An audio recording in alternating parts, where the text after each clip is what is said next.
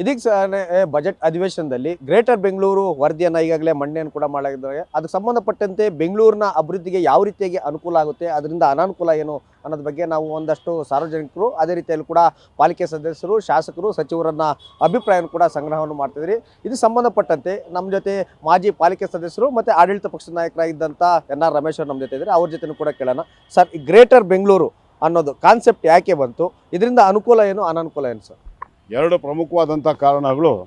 ಮೊದಲನೇದಾಗಿ ಶತಾಯಗತಾಯ ಬೃಹತ್ ಬೆಂಗಳೂರು ಮಹಾನಗರ ಪಾಲಿಕೆ ಚುನಾವಣೆ ಹೇಗಾದರೂ ಮಾಡಿ ಮುಂದೂಡಬೇಕು ಅನ್ನೋ ಒಂದು ದೊಡ್ಡ ಹುನ್ನಾರ. ಯಾತಕ್ಕೆ ಅಂತಂದರೆ, ಈಗ ಕಾಂಗ್ರೆಸ್ ಪಕ್ಷದ ಆಂತರಿಕ ಸರ್ವೆಯಲ್ಲೇ ಈಗ ಚುನಾವಣೆ ನಡೆದ 198 ವಾರ್ಡ್ಗಳಿಗೆ ಅಥವಾ 225 ವಾರ್ಡ್ಗಳಿಗೆ 30 ಸೀಟ್ಗಳನ್ನು ಕೂಡ ಅವ್ರು ಗೆಲ್ಲೋದು ಕಷ್ಟ ಅನ್ನೋ ಒಂದು ವಿಷಯ, ಅಂಕಿಅಂಶ ಅವ್ರಿಗೆ ಗೊತ್ತಾದ್ರಿಂದ SDPIನಂಥ ಸಂಸ್ಥೆ ಯಾವ ಅಲ್ಪಸಂಖ್ಯಾತ ಸಮುದಾಯ ಕಾಂಗ್ರೆಸ್ಸನ್ನು ಬೆಂಬಲಿಸ್ಕೊಂಡ್ಬರ್ತದೆ, ಅದು SDPIನ ಸಹಜವಾಗಿಯೇ ಬೆಂಬಲಿಸೋದ್ರಿಂದ SDPI ಪ್ರತ್ಯೇಕವಾಗಿ ಸ್ಪರ್ಧೆ ಮಾಡುವಂಥ ನಿರ್ಧಾರವನ್ನು ತಗೊಂಡಿರೋದ್ರಿಂದ ಅವರು ಒಂದು 8 ರಿಂದ 10 ಸೀಟ್ಗಳನ್ನು ಗೆಲ್ಲೋ ಅವಕಾಶ ಇರೋದ್ರಿಂದ ಸಹಜವಾಗಿಯೇ ಅಲ್ಪಸಂಖ್ಯಾತರ ಮತಗಳು ವಿಭಜನೆ ಆಗುತ್ತೆ. ಅದರಿಂದ ನಮ್ಗೆ ಅನಾನುಕೂಲ ಆಗುತ್ತೆ ಅನ್ನೋದೊಂದು.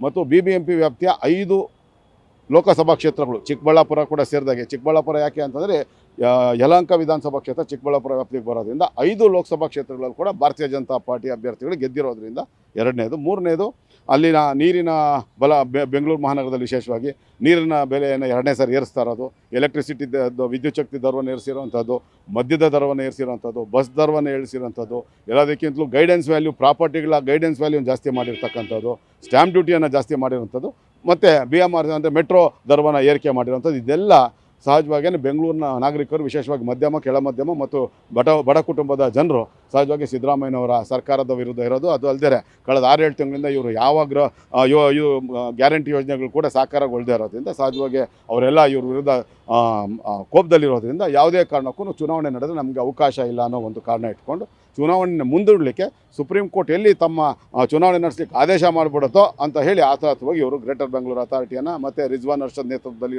ಸಮಿತಿ ರಚನೆ ಮಾಡಿ 2 ರಿಂದ 7 ಪಾಲಿಕೆಗಳನ್ನು ಮಾಡುವಂಥ ನಿರ್ಧಾರ ತೊಗೊಂಡಿದೆ. ಅದು ಕೇವಲ ಮೊದಲನೇದು BBMP ಚುನಾವಣೆ ಶತಾಯಗತೆ ಮುಂದಕ್ಕೆ ಹಾಕಬೇಕು ಅನ್ನೋ ಒಂದು. ಎರಡನೇದು, ಗ್ರೇಟರ್ ಬೆಂಗಳೂರು ಅಥಾರಿಟಿ ಅಂತ ಹೇಳಿ ಇವರು ಯಾವ ರಾಜಕಾರಣಿಗಳು ರಿಯಲ್ ಎಸ್ಟೇಟ್ ದಂಧೆಯಲ್ಲಿ ತೊಡಗಿದ್ದಾರೆ, ನಿಷ್ಪಕ್ಷಪಾತವಾಗಿ ಯಾವ ರಾಜಕಾರಣಿಗಳು ರಿಯಲ್ ಎಸ್ಟೇಟ್ ದಂಧೆಯಲ್ಲಿ ತೊಡಗಿದ್ದು ಬೆಂಗಳೂರು BBMP ವ್ಯಾಪ್ತಿಯ ಸುತ್ತಮುತ್ತಲ 20-25 ಕಿಲೋಮೀಟರ್ ವ್ಯಾಪ್ತಿಯಲ್ಲಿ ತಮ್ಮ ಬೇನಾಮಿಗಳ ಹೆಸರುಗಳಲ್ಲಿ ಸಾವಿರಾರು ಕೋಟಿ ರೂಪಾಯಿಯಷ್ಟು ಸ್ವತ್ತುಗಳನ್ನು ಮಾಡಿಕೊಂಡಿದ್ದಾರೆ.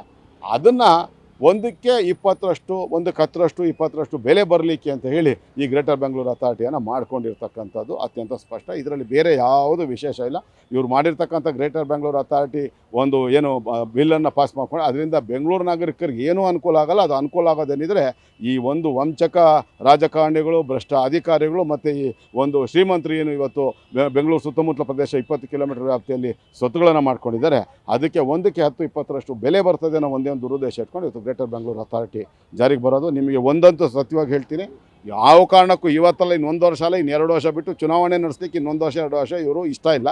ಚುನಾವಣೆ ಯಾವತ್ತೇ ನಡೆದರೂ ಕೂಡ ಗ್ರೇಟರ್ ಬೆಂಗಳೂರು ಅಥಾರಿಟಿ ನಡೆಯಲ್ಲ, ಬೃಹತ್ ಬೆಂಗಳೂರು ಮಹಾನಗರ ಪಾಲಿಕೆಗೆ ನಡೀತದೆ. ಅದು 225 ವಾರ್ಡ್ಗೆ ನಡೀತದೆ. ಅದೇ ಈಗ ಸದ್ಯಕ್ಕೆ ತಾತ್ಕಾಲಿಕವಾಗಿ ಚುನಾವಣೆ ಏನು ಮುಂದೂಡಬೇಕು ಅದನ್ನು ಇವರು ಈ ಗ್ರೇಟರ್ ಬೆಂಗಳೂರು ಅಥಾರಿಟಿ ಹೆಸರಿನಲ್ಲಿ ಮುಂದಕ್ಕೆ ಹಾಕಿರುವಂಥ ಒಂದು ಅತ್ಯಂತ ಅವರ ಸ್ವಾರ್ಥದ ಒಂದು ನಿಲುವು ಅಂತೇಳಿ ನಾನು ಅತ್ಯಂತ ಸ್ಪಷ್ಟವಾಗಿ ಹೇಳೋಕ್ಕೆ ಇಷ್ಟಪಡ್ತೀನಿ. ಸರ್, ಈಗ ಬೆಂಗಳೂರು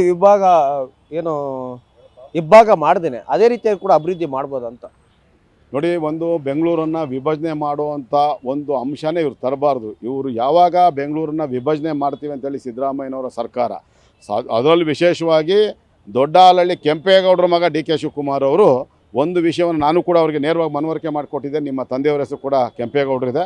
ನಾಡಪ್ರಭು ಕೆಂಪೇಗೌಡರು ಕಟ್ಟಿದಂಥ ಬೆಂಗಳೂರು ಮಹಾನಗರವನ್ನು ನೀವು ಹೊಡಿಲಿಕ್ಕೆ ಕೈ ಹಾಕಬೇಡಿ. ಬೆಂಗಳೂರು ಮಹಾನಗರವನ್ನು ಕಟ್ಟಲಿಕ್ಕೆ ಚಕ್ರವರ್ತಿಗಳಾಗಿದ್ದಂಥ ಅಚ್ಯುತರಾಯರು, ವಿಜಯನಗರದ ಚಕ್ರವರ್ತಿಗಳಾಗಿದ್ದಂಥ ಅಚ್ಯುತರಾಯರು ಯಾವ 12 ಹೋಬಳಿಗಳನ್ನು ಜಾಗೀರಾಗಿ ಅವರಿಗೆ ಕೊಟ್ಟಿದ್ರು ಅಂದರೆ ಕುಂಬಳಗೋಡು, ಕೆಂಗೇರಿ, ಉತ್ತರಹಳ್ಳಿ, ಗುಡಿಬಂಡೆ ತನಕ, ಈ ಕಡೆ ವರ್ತೂರು, ಕೆಂಗೇರಿ, ಈ ಥರ ಹೊಸಕೋಟೆ, ಈ ಥರ ಏನು 12 ಹೋಬಳಿಗಳನ್ನು ಜಾಗೀರಾಗಿ ಕೊಟ್ಟಿದ್ರು. ಅದರಲ್ಲಿ ಈಗ ಬೆಳೆದಿರೋಂಥದ್ದು ಕೇವಲ 40ರಷ್ಟು ಮಾತ್ರ. ಇನ್ನೂ 60ರಷ್ಟು ಅವರಿಗೆ ಜಾಗೀರಾಗಿ ಕೊಟ್ಟಿದ್ದಂಥ ಜಾಗದಲ್ಲಿ ಇನ್ನೂ ಬೆಂಗಳೂರು ಬೆಳೆದಿಲ್ಲ. ಹಾಗಾಗಿ ನೀವೆಲ್ಲ ಒಂದು ಕಡೆ ಅದನ್ನು ಆಡಳಿತ ಸರಿಯಾಗಿ ನಡೆಸೋವಂಥದ್ದು ಕಲಿಬೇಕು. ಯಾವ ಉದ್ದೇಶದಿಂದ ಇದೇ ಉದ್ದೇಶ ಇಟ್ಕೊಂಡು ದೆಹಲಿ ಮಹಾನಗರ ಪಾಲಿಕೆಯನ್ನು 3 ಭಾಗ ಮಾಡಿ 3 ಅವಧಿಗಳಲ್ಲಿ ಏನೇನಾಯಿತು, ಆರ್ಥಿಕವಾದಂಥ ಅಸಮತೋಲನ ಏನಾಯಿತು, ಅಂದರೆ ಎಕನಾಮಿಕಲ್ ಇಂಬ್ಯಾಲೆನ್ಸ್ ಯಾವ ಥರ ಆಯಿತು, ಒಂದು ಪಾಲಿಕೆ ಅತ್ಯಂತ ಶ್ರೀಮಂತ ಆಯಿತು, ಒಂದು ಪಾಲಿಕೆ ಅತ್ಯಂತ ಆರ್ಥಿಕವಾಗಿ ಕಡು ಬಡತನದಲ್ಲಿರುವಂಥದ್ದು ಸಾಲದ ಪಾಲಿಕೆಯ ಪರಿವರ್ತನೆ ಆಯಿತು. ಅಂತಿಮವಾಗಿ ಈ ಒಂದು ಆರ್ಥಿಕ ಅಸಮತೋಲನವನ್ನು ಹೋಗಲಾಡಿಸ್ಲಿಕ್ಕೆ ಅಂತಿಮವಾಗಿ 3 ಪಾಲಿಕೆಯ ಮಹಾಪೌರರು ಆಯುಕ್ತರು ಒಂದಾಗಿ ಒಂದು ನಿರ್ಧಾರ ತಗೊಂಡು ಮತ್ತೆ ಪುನಃ ಮೊದಲಿನ ರೀತಿಯಲ್ಲಿ ಒಂದೇ ಪಾಲಿಕೆಯನ್ನು ಮಾಡಬೇಕು ಅಂತ ದೆಹಲಿಯನ್ನು ಇವಾಗ ಮತ್ತೆ 3 ಪಾಲಿಕೆಗಳ ಬದಲಾಗಿ ಒಂದು ಪಾಲಿಕೆಯನ್ನು ಮಾಡಿ ಚುನಾವಣೆ ನಡೆಸಿರ್ತಕ್ಕಂಥ ಇತಿಹಾಸ ನಮ್ಮ ಮುಂದೆ ಇದೆ. ಅದೇ ರೀತಿ ಬೆಂಗಳೂರು ಮಹಾನಗರ ಕೂಡ ಯಾವ ಬೆಂಗಳೂರು ಮಹಾನಗರ ಪಾಲಿಕೆಗೆ ಮಹದೇವಪುರ ಮತ್ತು ಪೂರ್ವ ವಲಯಗಳು ಇವಾಗಿನ ಪೂರ್ವ ವಲಯ ಮತ್ತು ಮಹದೇವಪುರ ಸೇರುತ್ತೆ, ಅದು ಅತ್ಯಂತ ಆರ್ಥಿಕವಾದಂಥ ಅತ್ಯಂತ ಶ್ರೀಮಂತವಾದಂಥ ಮಹಾನಗರ ಪಾಲಿಕೆ ಆಗುತ್ತೆ.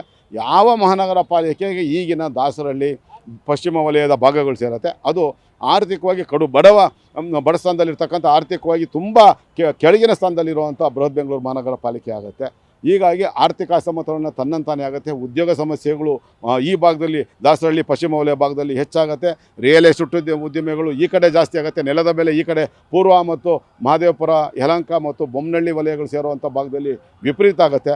ಪಶ್ಚಿಮ ವಲಯ ದಾಸರಹಳ್ಳಿ ವಲಯ ಸೇರುವಂಥ ಭಾಗದಲ್ಲಿ ನೆಲದ ಬೆಲೆ ಕೂಡ ಕಡಿಮೆ ಆಗುತ್ತೆ, ಉದ್ಯೋಗ ಸಮಸ್ಯೆ ಕೂಡ ಹೆಚ್ಚಿಗೆ ಆಗುತ್ತೆ, ಉದ್ಯೋಗಾವಕಾಶಗಳು ಸಿಗೋದಿಲ್ಲ. ಈ ರೀತಿ ಎಲ್ಲ ರೀತಿಯಲ್ಲೂ ಕೂಡ ಒಂದು ದೊಡ್ಡ ಮಟ್ಟದ ಒಂದು ಅನಾಹುತ ತನ್ನಂತಾನೇ ಉದ್ಭವ ಆಗುತ್ತೆ. ಹಾಗಾಗಿ ಇದನ್ನೆಲ್ಲ ಅರ್ಥ ಮಾಡಿಕೊಂಡು ಯಾವ ಪುಣ್ಯಾತ್ಮರು ಒಬ್ಬ BBMPಲಿ ಆಯುಕ್ತರಾಗಿದ್ದಂಥ ತನ್ನನ್ನು ತಾನೇ ಅತ್ಯಂತ ನಿಷ್ಠಾವಂತ ಅಧಿಕಾರಿ ಅಂತ ಕರ್ಕೊಂಡಿದ್ದ ಪರಮ ಭ್ರಷ್ಟ ಅಧಿಕಾರಿ ಸುತ್ತಮುತ್ತಲು ಅವರ ಗ್ರೇಟರ್ ಬ್ಯಾಂಗ್ಳೂರ್ ಅಥಾರಿಟಿಗೆ ಅವ್ರು ಮಾಡ್ಕೊಂಡಿರ್ತಕ್ಕಂಥ 100 ಎಕರೆ ಕೂಡ ಏನು ಇವತ್ತು ಅದಕ್ಕೆ ಸೇರಿದಾಗ ಅದು 10ರಷ್ಟು ಪಟ್ಟು ಜಾಸ್ತಿ ದುಡ್ಡಾಗತ್ತೆ ಅಂತ ಒಬ್ಬ IAS ಅಧಿಕಾರಿ ಆಗಿದ್ದಂಥ ಸಿದ್ದಯ್ಯನವರು ಮತ್ತು ಬೆಂಗಳೂರಿಗೆ ಸಂಬಂಧನೇ ಪಡೆದೇ ಇರತಕ್ಕಂಥ BS ಪಾಟೀಲ್ ಅವರು ಇವರೆಲ್ಲ ಸೇರ್ಕೊಂಡು ಮಾಡಿರ್ತಕ್ಕಂಥ ನಿರ್ಣಯ ನಿಜಕ್ಕೂ ಬೆಂಗಳೂರು ನಾಗರಿಕರ ವಿರೋಧಿ ನಿರ್ಣಯ. ಸಿದ್ದರಾಮಯ್ಯ ಸರ್ಕಾರ ಮತ್ತು DK ಶಿವಕುಮಾರ್ ಅವರು ಸೇರಿದ ಬೆಂಗಳೂರು ಉಸ್ತುವಾರಿ ಸಚಿವರು ತೊಗೊಂಡಿರ್ತಕ್ಕಂಥ ಒಂದು ನಿಲುವು ಕಾನೂನು ಬಾಹಿರವಾದಂಥದ್ದು, ಅದಕ್ಕಿಂತ ನಿಯಮ ಬಾಹಿರವಾಗಿರೋಂಥದ್ದು, ಎಲ್ಲದಕ್ಕಿಂತಲೂ ಬೆಂಗಳೂರಿನ ಜನವಿರೋಧಿ ನಿಲುವಾಗಿರ್ತಕ್ಕಂಥದ್ದು. ಇದನ್ನು ನಾವು ವೈಯಕ್ತಿಕವಾಗಿ NR ರಮೇಶ್ ಆಗಿ ಒಬ್ಬ ಹೋರಾಟಗಾರನಾಗಿ ಇದನ್ನು ನ್ಯಾಯಾಲಯದಲ್ಲಿ ನಾವು ಅದನ್ನು ಪ್ರಶ್ನೆ ಮಾಡುವಂಥ ಕೆಲಸ ಮಾಡ್ತೀವಿ. ಇದಕ್ಕೆ ಸಾರ್ವಜನಿಕ ಹಿತಾಸಕ್ತಿ ಮೊಕದ್ದಮೆಯನ್ನು ಹಾಕುವಂಥ ಕೆಲಸ ಮಾಡ್ತೀವಿ. ಭಾರತೀಯ ಜನತಾ ಪಕ್ಷ ಕೂಡ ಈ ಒಂದು ಬೆಂಗಳೂರು ವಿಭಜನೆಗೆ ಆಗ್ನಿಂದ ಕೂಡ ದೊಡ್ಡ ಮಟ್ಟದ ವಿರೋಧವನ್ನು ವ್ಯಕ್ತಪಡಿಸ್ಕೊಂಡು ಬರ್ತಾ ಇದೆ. ಒಟ್ಟಾರೆ ಕೆಂಪೇಗೌಡರ ಆಶಯಗಳಿಗೆ ಒಂದು ಕೊಳ್ಳಿ ಇಡುವಂಥ ಕೆಲಸವನ್ನು ಸಿದ್ದರಾಮಯ್ಯನವರು ಮಾಡ್ತಾರೆ. ಅದಕ್ಕೆ ನಾವು ಯಾವುದೇ ಕಾರಣಕ್ಕೂ ಅವಕಾಶ ಮಾಡಿಕೊಡೋಲ್ಲ ಅಂತ ಅತ್ಯಂತ ಸ್ಪಷ್ಟವಾಗಿ ಹೇಳಕ್ಕೆ ಇಷ್ಟಪಡ್ತೀವಿ. ಇದಿಷ್ಟು NR ರಮೇಶ್ ಅವರು ಮಾತಾಡಿದ್ದು. ಗ್ರೇಟರ್ ಬೆಂಗಳೂರು ಎಲ್ಲ ಕಡೆಯೂ ಕೂಡ ಅಭಿವೃದ್ಧಿ ಆಗಲಿ, ಆದರೆ ಬೆಂಗಳೂರು ಯಾವುದೇ ಕಾರಣಕ್ಕೂ ಕೂಡ ವಿಭಾಗ ಆಗೋದು ಬೇಡ. ಯಾಕಂದರೆ ಅಂತಂದರೆ ಒಂದು ಆರ್ಥಿಕವಾಗಿ ಅಭಿವೃದ್ಧಿ ಆಗುತ್ತೆ, ಮತ್ತೊಂದು ಆರ್ಥಿಕವಾಗಿ ಹಿಂದುಳಿಯುತ್ತೆ. ಇದರಿಂದ ಎಲ್ಲ ರೀತಿಯಲ್ಲೂ ಕೂಡ ಸಮಸ್ಯೆ ಉಂಟಾಗುತ್ತೆ. ಇದಕ್ಕೆ ಎಕ್ಸಾಂಪಲ್ಲು ದೆಹಲಿಯಲ್ಲಿ ಕೂಡ ಇದೇ ರೀತಿಯಲ್ಲಿ ಕೂಡ ವಿಭಾಗ ಮಾಡಿ ಸಾಕಷ್ಟು ಸಮಸ್ಯೆ ಉಂಟಾಗಿತ್ತು. ಈಗೆಲ್ಲ ಕೂಡ ದೆಹಲಿಯನ್ನು ಒಂದೇ ಪಾಲಿಕೆಯಾಗಿ ಮಾಡಲಾಗಿದೆ. ಹೀಗಾಗಿ ಬೆಂಗಳೂರಾಗಿ ಇರಲಿ ಅನ್ನೋದು ಒಂದಷ್ಟು ಜನರ ಅಭಿಪ್ರಾಯ ಇದೆ. ಕ್ಯಾಮ್ರಾಮನ್ ಶರತ್ ಜೊತೆ ಮಲ್ಲಂಡಳ್ಳಿ ಶ್ರೀಧರ್, ಪವರ್ TV, ಬೆಂಗಳೂರು.